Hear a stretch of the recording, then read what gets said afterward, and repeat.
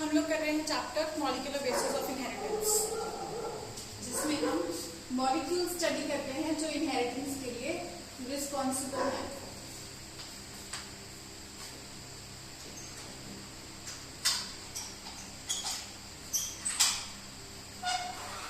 हमने स्टार्ट किया है डीएनए को स्टडी करना। डीएनए डीऑक्सीराइबोन्यूक्लिक एसिड, इसके साथ ही हमने आरएनए की भी स्टडी की। In the previous lecture we discussed DNA का पॉलीमर बनता कैसे है।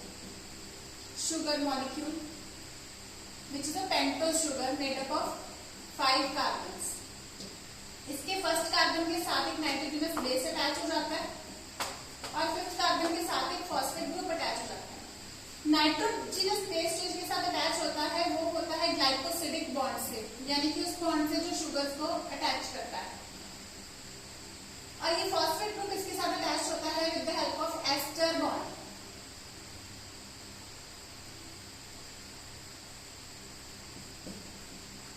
और ये पूरा स्ट्रक्चर बन जाता है न्यूक्लियोटाइड। जैसे ही शुगर और बेस अटैच होते हैं हम इनको बोलते हैं न्यूक्लियोसाइड। शुगर प्लस बेस को हम बोलते हैं न्यूक्लियोसाइड। और इसके साथ अगर फॉस्फेट ग्रुप भी अटैच हो जाता है तो फिर हम इसको बोल देते हैं न्यूक्लियोटाइड।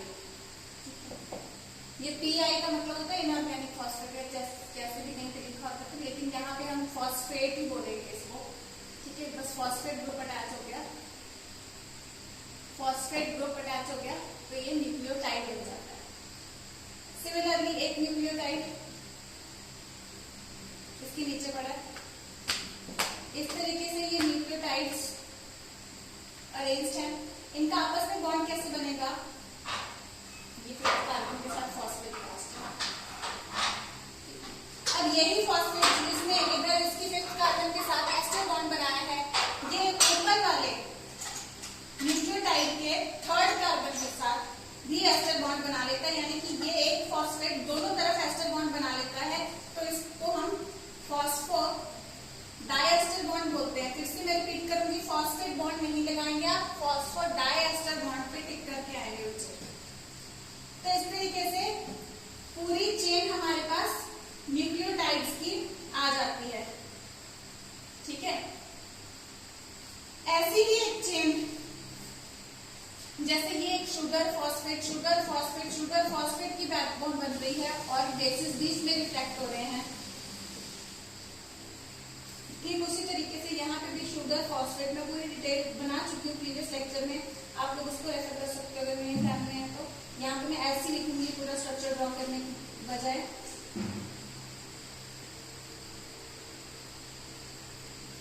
तो ये शुगर फॉस्फेट की बैकबोन बन रही है और इनके साथ जो बेसिस अटैच्ड हैं उनके ऑपोजिट साइड पे A के ऑपोजिट T आएगा हमेशा और G के ऑपोजिट हमेशा C आएगा। जो G और C का आपस में बॉन्ड होता है, या इनमें से बच्चे A और G ये दोनों क्या है?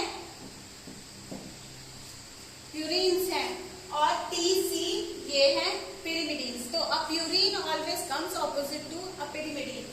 तो A and D always makes a double hydrogen bond and G and C always make a triple hydrogen bond। ये कौन सी बॉन्डिंग है? Hydrogen bonding. यहाँ पे आप देखोगे तो इस तरफ इसका कौन सा कार्बन है? Third carbon. इस तरफ ये फिफ्थ कार्बन के साथ फॉस्फेट अटैच होता है। So if you want to draw it this way, so this is 3' to 5'। और इस तरफ अगर आप देखोगे स्ट्रक्चर फॉर्म में which we have drawn in the previous lecture, you can check it out। तो इसको हम 3' to 5' बनाएंगे। तो यानी कि in short if we want to represent it with the help of two lines, so we will draw this way 3' to 5' and 5' to 3', both are anti-parallel in polarity। anti-parallel in polarity यानी कि parallelly anti-parallel in polarity, ये दोनों होते हैं। ये structure हमने in previous lecture in detail किया। आज हम कैसे इस स्ट्रक्चर के आप सैलिएंट फीचर्स को जॉट डाउन करोगे जब भी आपको इन एग्जाम में क्वेश्चन आ जाता है कि right down the salient features. I have explained you the entire structure, salient features, how you have to write down, how you have to remember them. We are now going to discuss. हमने overall सारा structure और उसकी properties के बारे में discuss कर लिया, और साथ ही कल हमने चरगाफ रूल के बारे में भी स्टडी किया। Chargaff rule is also an important question. Chargaff rule is also an important question. A by T is equal to G by C is equal to 1 is equal to constant. Why? Because A will always be equal to T, because they are going to make bonds with each other always. So 1 आ जाएगा इनको cut करके, और G is always going, G and C are also going to be always equal. So their ratios are also going to be equal. That is 1 and constant. ठीक है? आपको कोई भी इसमें क्या हो सकता है कि there are this many numbers आपको दिए जा सकते हैं कि इतने न्यूक्लियोटाइड्स हैं या इतने बेसिस हैं, उसमें से अगर एडेनिन 30% अगर एडेनिन है, ठीक है, 30% ओके 30% एडेनिन है। क्वेश्चन ये आ जाता है, क्वेश्चन है कि out of base pairs 30% base pairs are of adenine, find out the others. ठीक है, तो एडेनिन अगर क्या है 30% है, तो आप कहोगे since A is equal to T, so A and T दोनों भी 30% हो जाएंगे। ठीक है, सो एंड T का परसेंटेज पता चल गया, और अगर टोटल बेसिस की बात करोगे तो 100% टोटल बनाएंगे। फिर A and T is equal to 30 and G is also equal to C, तो इन दोनों को हम क्या ले लेते हैं, दोनों इक्वल टू X ले लेते हैं। अगर सबको हमने ऐड करना है, A plus T plus G plus C मिलके 100% बनेंगे सारे बेसिस। A और T हमने दोनों कहा इक्वल है, A was given 30%, T is also 30%, सो ये दोनों मिलके आ जाते हैं 60%, प्लस इन दोनों को X ले लिया plus 2X is equal to 100%।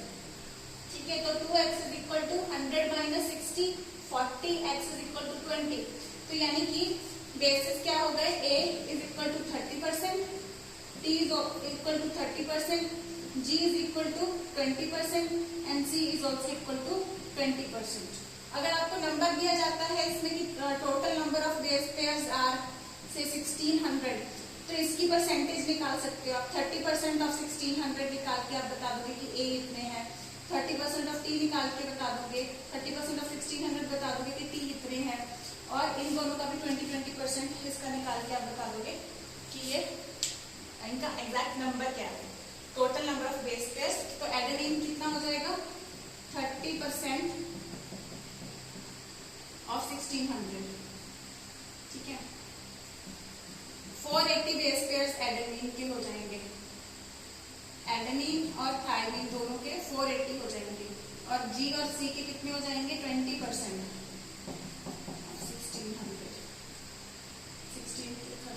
320, तो 320 ईच हो जाएंगे G और C।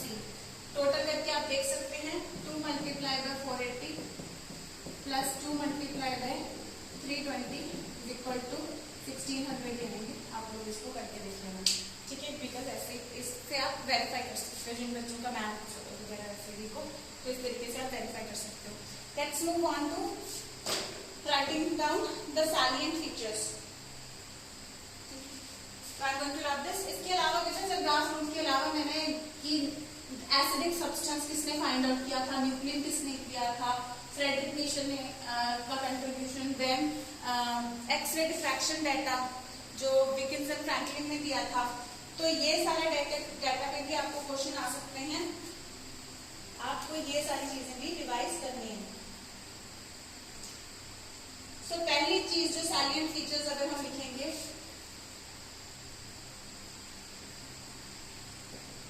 तो हम लोग सैलिएंट फीचर्स लिखने जा रहे हैं of DNA.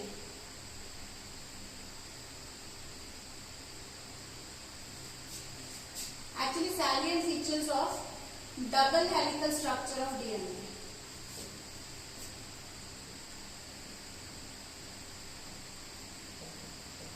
Double helical structure, क्योंकि यहाँ पे एक हेलिक्स ये हो गया, एक ये हो गया, दो हेलिसेस हो जाएंगे। डबल हेलिकल स्ट्रक्चर है। Helical because they are like this, ऐसे जुड़े होते हैं, फिर एक कॉइल होते हैं। So helical structures. Then salient features of the double helical structure of DNA. The first salient feature is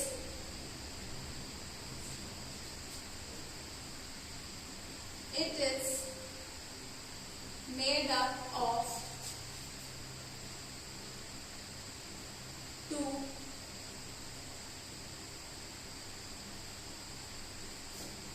polynucleotide chains which are anti-parallel in polarity.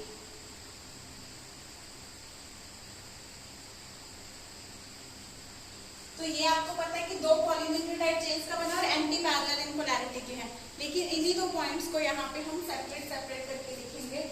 तो वैसे ही आपको जैसे हम लोग यहाँ पे नोट कर रहे हैं, इसी वे में आपको आंसर में भी लिख के आना है।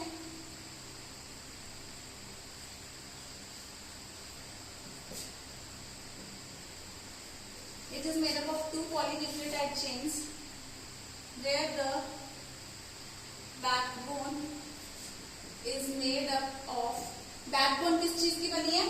शुगर फॉस्फेट की backbone and bases project inside. पहले जस्ट क्रॉस सेक्शन के बारे में बता रहे हैं हम कि शुगर फॉस्फेट की बैकबोन बन जाती है और बेसिस इसके इनसाइड में प्रोजेक्ट होते हैं। पहले हम सबसे पहले पॉइंट में हमें ये चीज को डिस्क्राइब करना है।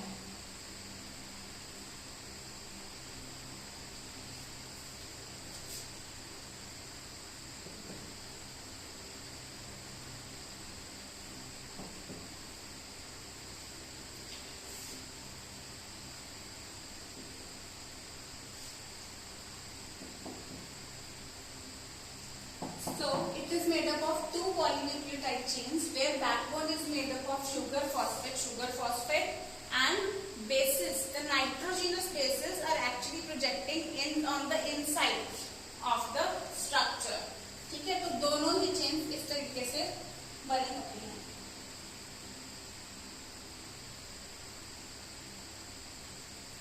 Then second point हम लोग लिखेंगे,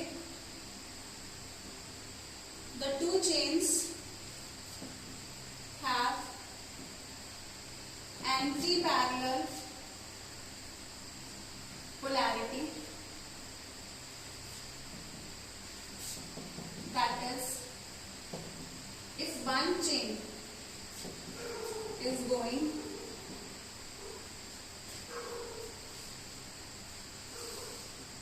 five dash to 3 dash,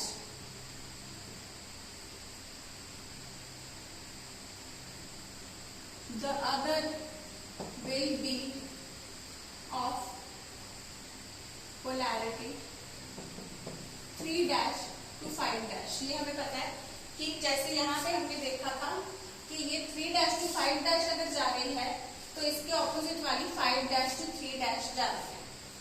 ठीक है, तो ये एंटी पैरेलल पड़ी होती है। कहने का मतलब है कि इस तरफ 3 डैश के ऑपोजिट 5 डैश एंड होता है और यहाँ पे 5 डैश के ऑपोजिट 3 डैश एंड होता है ऑपोजिट चेन का।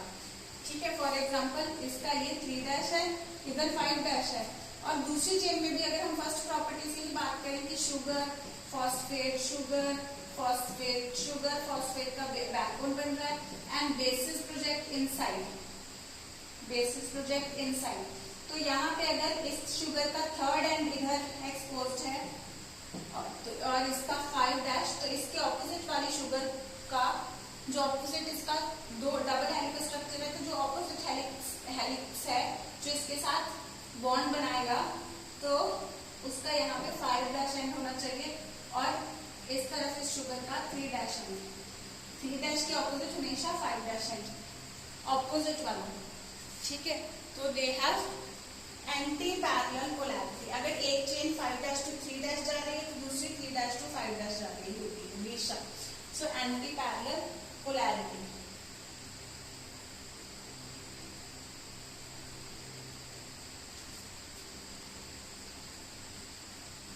The bases in the two strands form base pairs. वो बेस पेयर्स बनाते हैं. किस तरीके से वो बेस पेयर्स बनाते हैं? जैसे हमने देखा था कि A always makes bonds with T and C always makes bonds with G.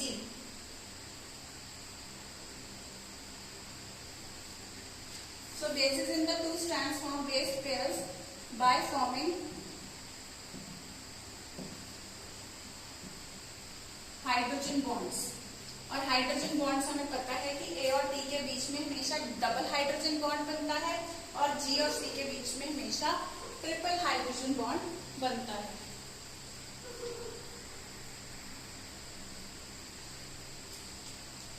तो या हम इसको ऐसे भी लिख सकते हैं. Adenine forms double hydrogen bond को टू हाइड्रोजन बॉन्ड्स में लिख सकते हैं. Adenine forms two hydrogen bonds, or we can write double hydrogen bond. Adenine forms two hydrogen bonds with कोई भी एक चीज लिखना है इनमें से, two hydrogen bonds या double hydrogen bond. Adenine forms two hydrogen bonds with thymine. देखो यहाँ पे ये भी आप मेंशन कर सकते हो कि adenine from one strand. तो एक स्ट्रैंड मतलब एक धागा जैसा स्ट्रक्चर जो बन रहा है, तो एक स्ट्रैंड का एडेनिन जो है that will form a double hydrogen bond, और we can say it will form two hydrogen bonds with thymine from the opposite strand. जो ऑपोजिट स्ट्रैंड का थायमीन है, ये चीज क्लियर करना ज्यादा जरूरी है कि वो सेल्फ कॉइलिंग नहीं हो रही है यहाँ पे. सेल्फ इस तरीके से जो हो रही है इसकी बात नहीं कर रहे हैं. जो इसके ऑपोजिट, इसके साथ वाला जो है कॉइल है, उसके साथ ये जो बॉन्डिंग बना रहा है, जैसे this base with this base. Suppose this is A, this is T again, G and C. तो इनका आपस में जो बॉन्ड यानी कि A ऑफ one strand always makes two hydrogen bonds with T from the opposite strand. अगर 3' to 5' का A बॉन्ड बना रहा है तो किसके साथ बनाएगा? वो T के साथ ही बनाएगा हमेशा. But of the strand 5' to 3'. It was of 3' to 5'. A was of 3' to 5' and T is of 5' to 3'. Opposite strand के थायमीन के साथ बॉन्ड बनाता है एंड वाइस वर्सा.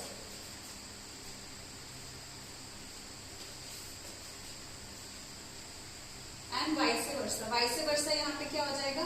अगर यहाँ पे हम कह रहे हैं कि adenine of one strand makes two hydrogen bonds with thymine of the opposite strand, that means thymine of one strand will also make, like this is thymine of one strand will also make bonds with adenine of the opposite strand. Again it will form the two hydrogen bonds. हमेशा A और T के बीच में, बेशक वो किसी भी strand को belong करते हैं, बॉन्ड हमेशा A और T के बीच में ही बनेगा और डबल हाइड्रोजन बॉन्ड ही बनेगा. और ऑपोजिट स्ट्रैंड के बेसिस की यहाँ पे बात कर रहे हैं. A of one strand will make bond with T of the opposite strand and T of one strand will make bond with A of opposite strand. और guanine of, here adenine and guanine are purines. That also you must remember. Guanine of one strand makes 3 hydrogen bonds with cytosine from opposite strand and vice versa. So G of one strand will always make bond with C from opposite strand and it will make 3 bonds. Vice versa भी, यानी कि अगर यहाँ पे हम और extend कर देते हैं इसको, तो इनका अगर यहाँ पे C है तो इसके ऑपोजिट की शुगर पे G होगा और इनके बीच में भी ये होगा. G of one strand making C, making 3 hydrogen bonds, 1, 2, 3. 1, 2, 3 hydrogen bonds with C from the opposite strand and vice versa, stating C of one strand making 3 hydrogen bonds with G from another strand. ठीक है, and all of these are hydrogen bonds.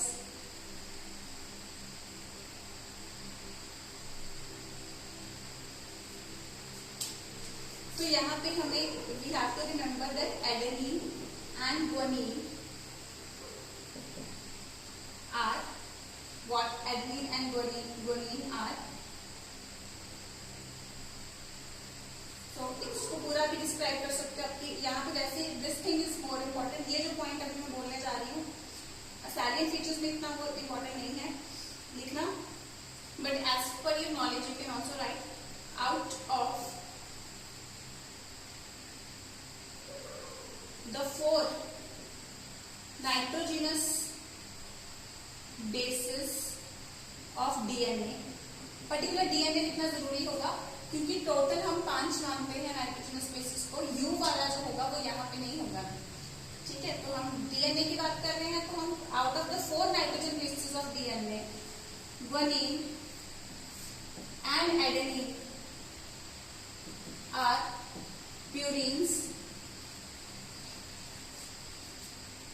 and cytosine and thymine are pyrimidines. वैसे तो ये चीज हम +1 में कर लेते हैं. और एक और चीज आपको यहाँ पे पता होनी चाहिए, अगर नहीं याद होता वो भी लिख लो. प्यूरिन्स के साथ में ब्रैकेट में भी आप लिख सकते हो single ring structure and pyrimidines double ring structure. तो यहाँ पे क्या हो रहा है? So always a purine comes opposite to pyrimidine. A और G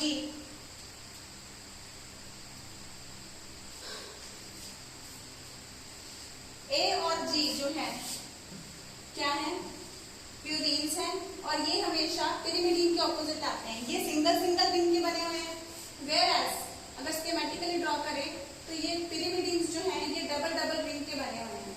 तो always a purine comes opposite to pyrimidine, that is a single ring structure comes opposite to a double ring structure, thus maintaining a constant distance between the two strands, and that constant distance we know is 20 angstroms. 20 angstroms भी NCERT में mention नहीं है, must note it down.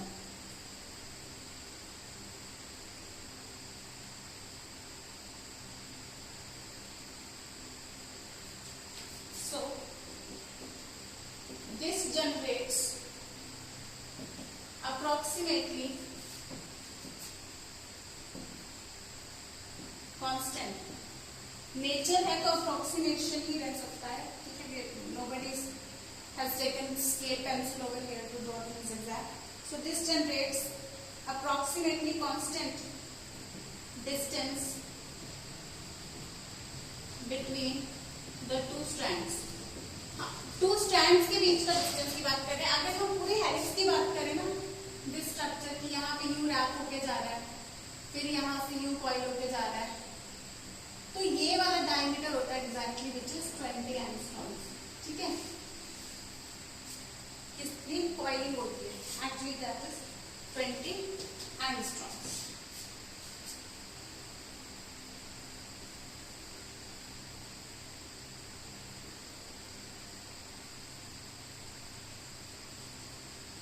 Third point, coiling की बात आ जाएगी. अब bonding हो गई है तो अब कॉइलिंग की बात आ जाएगी. So the two strands are coiled in a right handed fashion. The two chains are coiled in a right handed fashion. Left handed नहीं होगा, राइट हैंडेड फैशन में ये दोनों चेन्स कॉइल होती हैं.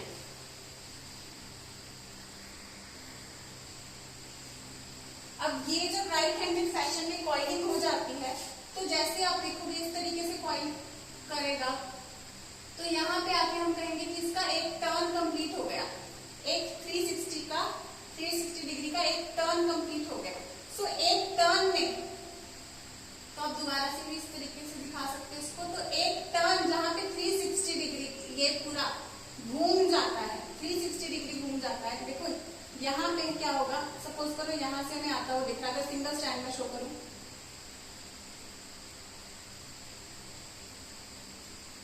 हाफ सर्कल इधर, हाफ इधर, तो यहां तक हम कहेंगे। देखो ये हाफ सर्कल लगा के एक बार यहाँ पे आया है, लेकिन फिर से यहाँ पे 360 हम इसको मानेंगे एक पिच, ठीक है। तो इस तरीके से यहाँ पे दो कॉइल्स होंगी जो एक साथ कॉइलिंग शो करेंगी, ठीक है। So the two chains are coiled in a right handed fashion and the pitch of the helix is 3.4 nanometers. 3.4 nanometers is equal to 3.4 meters into 10, 3.4 into 10 raised to the power minus 9 nanometers or minus 9 meters. This is nanometer. ठीक है? So the pitch of the helix is 3.4 nanometer. Pitch of the helix is 3.4 nanometer, यानी कि pitch का मतलब है फिर से वही चीज कि 360 एंगल कहां पे उसने कंप्लीट कर लिया, एक टर्न, यानी पिच का मतलब होता है one turn. Pitch here stands for one turn that is taking 360 degree angle लेने में इसको कितनी हाइट लग जाती है, हाइट लग जाती है 3.4 नैनोमीटर्स, ठीक है। हाइट लग जाती है 3.4 nanometres and there are 10 base pairs in each turn. तो हर टर्न में यानी हर पिच में, यानी कि 3.4 नैनोमीटर के डिस्टेंस में इसके पास 10 बेस पेयर्स होंगे।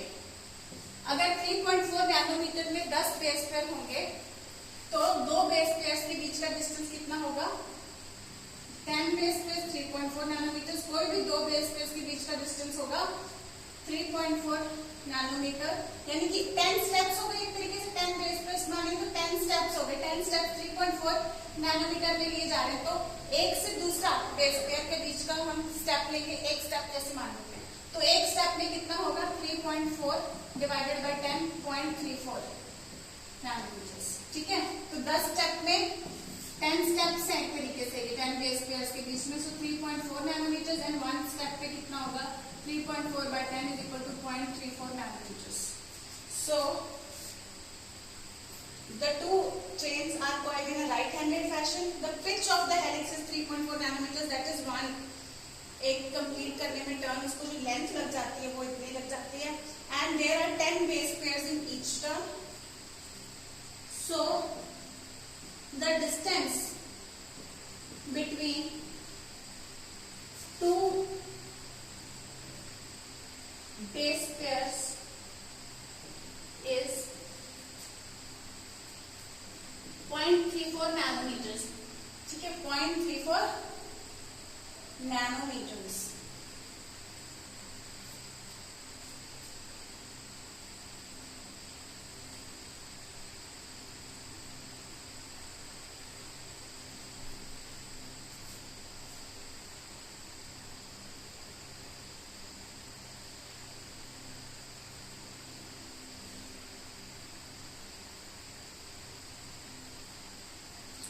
एंगस्ट्रॉम्स में भी ये पूछा जा सकता है question 34 angstrom and this will be 34 angstrom and this will be 3.4 angstrom. तो पूरा पिच का डिस्टेंस 34 एंगस्ट्रॉम हो जाएगा और एक स्टेप का हो जाएगा 3.4 एंगस्ट्रॉम। आपकी बुक में नैनोमीटर से दिया हुआ है, एंगस्ट्रॉम में भी क्वेश्चन आ जाता है, ठीक है, दोनों यूनिट्स में आ जाता है। और एंगस्ट्रॉम का मतलब होता है 1 angstrom is equal to 10 raised to the power minus 10 meters, ठीक है। 1 angstrom is 10 raised to the power minus 10, ठीक है बच्चों। So these are the first 3 salient features.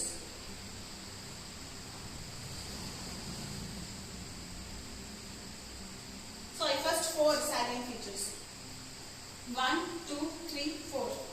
First 4 salient features we have discussed far now, as far now.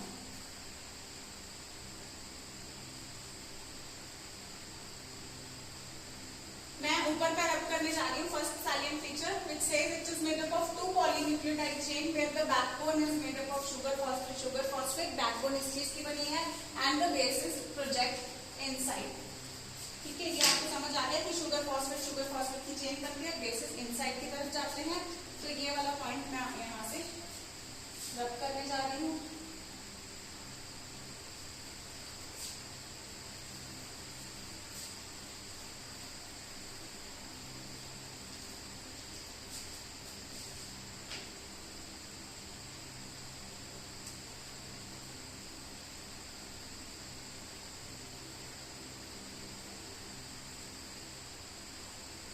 So fifth point is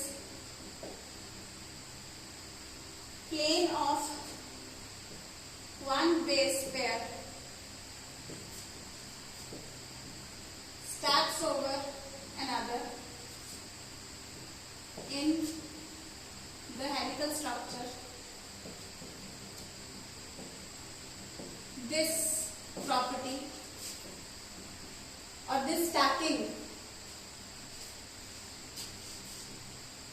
in addition to the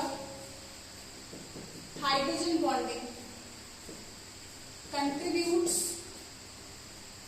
to provide stability to the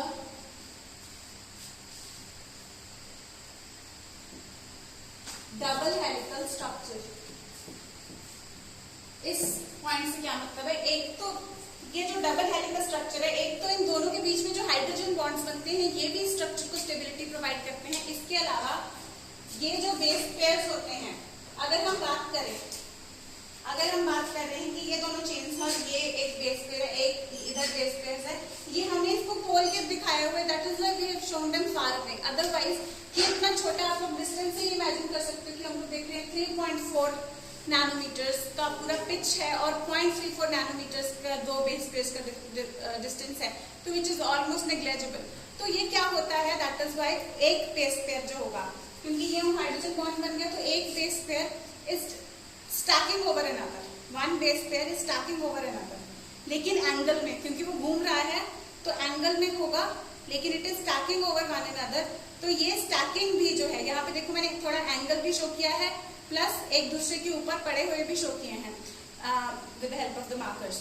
तो इस तरीके से ये stacking भी, although दो basis के बीच की हाइड्रोजन बॉन्डिंग इसको स्टेबिलिटी प्रोवाइड कर रही है, but this stacking also helps in the stability of the structure.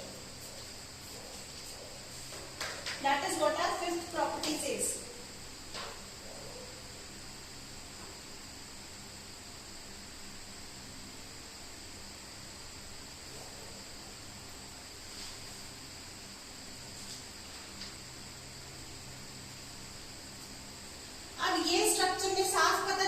यहाँ पे कौन सा बेस होगा और ऑपोजिट कौन सा होगा, इसका पहले ही पता चल जाता है कि अगर यहाँ पे C है तो ऑपोजिट ऑब्वियसली G होगा, अगर यहाँ पे A है तो ऑब्वियसली T होगा इसके ऑपोजिट.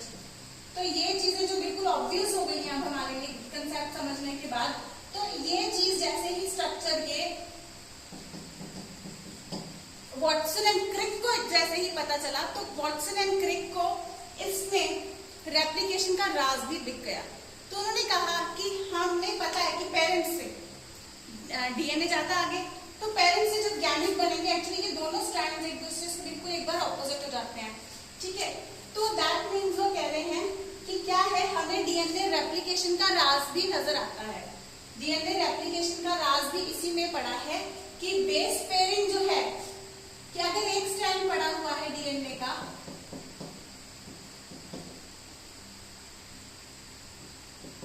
तो इसके ऑपोजिट कौन से न्यूक्लियोटाइड्स आके जुड़ेंगे, दैट इज वेरी नेचुरल. ठीक है, यहाँ पे अगर न्यूक्लियोटाइड आएगा तो हमें पता है T वाला आएगा, अगर यहाँ पे न्यूक्लियोटाइड आ रहा है हमें पता है A वाला आएगा, बिकॉज T है ऑपोजिट. इधर आएगा हमें पता है C वाला आएगा, यहाँ आएगा हमें पता है G वाला आएगा. सो दिस इज वाई जो भी न्यूक्लियोटाइड्स आएंगे हम लोग उनको पहले गेस कर पा रहे हैं. दैट मीन्स ये बेस पेयरिंग में ही वॉटसन एंड क्रिक ने जैसे ये स्ट्रक्चर दिया, जैसे ये सैलिएंट फीचर्स प्रेजेंट किए, उसी टाइम बोल दिया कि ये इसी के स्ट्रक्चर में ही इसका रेप्लिकेशन का राज छिपा हुआ है और वो बेस पेयरिंग के कारण होता है। रेप्लिकेशन की भी हम इस चैप्टर में कंप्लीट डिटेल करेंगे, बट यहीं पे स्ट्रक्चर में ही उनको ये चीज पता चल गई थी कि ये रेप्लिकेशन किस तरीके से होती है। और क्रिक ने, जो वाटसन एंड क्रिक ने, जो क्रिक है जिनका पूरा नाम है फ्रांसिस क्रिक, उन्होंने यहाँ पे दे दिया सेंट्रल डॉगमा। मैं ये क्वेश्चन रब करने जा रही हूँ सेंट्रल डॉगमा बताने के लिए आपको। तो सेंट्रल डॉगमा पूरा ये 5 फीचर्स जो हैं they were combinedly given by Watson and Crick, but ये इससे जो इलुसिडेट किया कि रेप्लिकेशन का प्रोसीजर और फीचर्स एक्सप्रेस होने तक का फीचर, तो वो है सेंट्रल डॉगमा। एक शॉर्ट में प्रोसीजर बता दिया उन्होंने कि इस तरीके से, कंप्लीट डिटेल नहीं, बस जस्ट सेंट्रल डॉगमा, एक प्रोसीजर, एक शॉर्ट प्रोसीजर बता दिया कि इस तरीके से होगा, ठीक है। लेकिन इस प्रोसीजर की डिटेल्स नहीं। सेंट्रल डॉगमा क्रिक ने दिया, फ्रांसिस क्रिक ने, कि डीएनए से अगर डीएनए बनना है, ये प्रोसीजर होगा रेप्लिकेशन। इस प्रोसीजर को भी हम पढ़ेंगे कि डीएनए से डीएनए की कॉपी कैसे बनेगी, हम लोग इसकी कंप्लीट डिटेल करेंगे। जस्ट एक ये फ्लो चार्ट नोट कर लीजिए। देन डीएनए से आरएनए बनेगा और यहाँ पे पहले मैसेंजर आरएनए बनेगा, this is known as transcription. इसकी भी डिटेल हम लोग करेंगे, कंप्लीट डिटेल ही हम लोग करेंगे सारे प्रोसीजर की, ट्रांसक्रिप्शन। फिर इस एमआरएनए से बनेंगे प्रोटीन्स, और इस प्रोसीजर को हम बोलेंगे ट्रांसलेशन। और ये जो भी प्रोटीन बन जाएगा, जिस टाइप का प्रोटीन बनता है, सो डीएनए से एमआरएनए, सो किस हिसाब से बनते हैं इनकी हम देखेंगे कि क्यों और कैसे ये बनता है। डीएनए से जैसा डीएनए होगा, जैसे उसके ऊपर बेस पेयर सीक्वेंस होगा, उसी हिसाब से एमआरएनए बनेगा, और जैसा एमआरएनए बनेगा उसी हिसाब का प्रोटीन बन जाएगा, ठीक है। तो प्रोटीन जिस हिसाब का एक्सप्रेस बन जाएगा वैसा ही फीचर एक्सप्रेस हो जाएगा। So everything depends on this coding on the DNA, on the base pair sequence. How it is dependent on that we will study about that, ठीक है। तो एक तरीके से हम यहाँ समझ सकते हैं कि एक तरीके से भगवान ने कोडिंग फॉर्म में सारा कुछ यहाँ पे डीएनए में डाल के भेज दिया, और इसी कोडिंग से आगे प्रोटीन्स बन जाते हैं। दे कोडिंग फॉर सब प्रोटीन्स, और जो प्रोटीन बन जाता है उसी हिसाब से जो है फीचर एक्सप्रेस हो जाता है। एक चीज जो मैं यहाँ पे आपको एड ऑन करना चाहती हूँ, which is not listed in your 5 points of salient features, that I must mention, pitch का, एंगल का मैं आपको मेंशन करना चाह रही हूँ। I don't know whether, no, it is not given in the salient features point in NCERT. So, but you can write it as an extra point. You can write. Nobody is going to cut your marks, but salient features में ये 5 point plus you can write it down like additional information डाल के इस point को आप add कर सकते हो अपने आंसर में भी, अगर आप दिखाना चाह रहे हो तो, ठीक है। Otherwise you must know it. This thing is going to solve some of your MCQs. जैसे हमने किया कि 1 पिच, हम लोग इस चीज को कर चुके हैं कि एक पिच या एक टर्न कितना लेंथ देती है, 3.4 नैनोमीटर्स, और इतने में कितने बेस पेयर्स पड़े होते हैं, 10 base pair, and distance between 2 base pairs comes out to be 0.34 nanometers, right. तो वैसे ही अगर हम एंगल की बात करें, 1 पिच या 1 टर्न की अगर हम बात करें, तो इसी 1 टर्न में 360 डिग्री का एंगल भी तो लिया जाता है, 360 डिग्री का एंगल भी तो लिया जाता है, यानी कि 10 बेस पेयर्स जैसे जैसे अलॉट होते हैं वैसे 360 डिग्री का एंगल लिया जाता है, ठीक है। तो 10 बेस पेयर जैसे अटैच होंगे, सो 1 टर्न 360 डिग्री एंगल, एमसीक्यूज के लिए इंपॉर्टेंट है ये point. 1 turn 360 degree angle, 360 degree angle में कितने बेस पेयर्स पड़े हैं, 10 बेस पेयर्स, 10 बेस पेयर्स। सो 10 स्टेप्स में ये आता है, तो 2 बेस पेयर्स में कितना होगा, सिमिलरली जैसे हमने ये निकाला था, ठीक है। 10 base pairs 360 degree angle and 2 base pairs, यानी कि एक स्टेप हो गया फिर से ये, तो कितना एंगल होगा, 36 डिग्री। यानी कि जो हम स्टैकिंग की बात करें, this is a very important question, यानी कि जो हम स्टैकिंग की बात कर रहे हैं कि 1 दिस देन दिस एक पेज दूसरे के ऊपर स्टैक्ड जरूर होगा, लेकिन 36 डिग्री एंगल पे होगा, इसलिए मैंने इस तरीके से बनाया। देन उससे अगला भी, देन अगेन 36 डिग्री, ठीक है, then again 36 degree, again 36 degree, ठीक है। तो ये 36 करते करते जैसे ही 10 base pairs, so this they are making 36, तो 10 बेस पेयर्स जैसे ही पूरे होंगे तो आपका 360 डिग्री एंगल यहाँ पे कंप्लीट हो जाएगा। So this is also important question कि 10 बेस पेयर्स जो जाते हैं वो 360 डिग्री एंगल, जैसे ये DNA takes 360 degree angle to accommodate 10 base pairs. That means the distance between two base pairs is 36 degree. ठीक है? The angle between two base pairs is 36 degree. This is a very important question. You must know it. ठीक है? So that's all with today's lecture. Must learn all the points. Concept समझ के आप points याद करेंगे, और अगर sequence same रखेंगे थ्योरी एग्जाम में तो बहुत बेहतर रहेगा। प्लस कुछ एडिशनल पॉइंट्स जो मैंने इनको एलैबोरेशन के लिए आपको बताए हैं, if you like you can add them in your answers also, but while noting it down in your notebooks you can write it with some other colored pen or something so that they help to enhance your knowledge whenever you're going to read them again. Fine. Or you can do one more thing, that inside your NCERT with some colored pen or something you can write the additional information along with the salient features. जहाँ पे NCERT में लिख रखे हैं उसके साथ लिख सकते हैं, नहीं तो अपनी नोटबुक में लिखेंगे तो अच्छे से आप कोई डिफरेंट कलर यूज करके ब्रैकेट्स में आपकी एडिशनल इंफॉर्मेशन लिख सकते हैं, तो आपको पता चलेगा कि हाँ MCQs के लिए पढ़ रहे हैं तो आप डेफिनेटली इन पॉइंट्स को भी अच्छे से आप गो थ्रू करेंगे। That's all with today's lecture. Study well. All the best.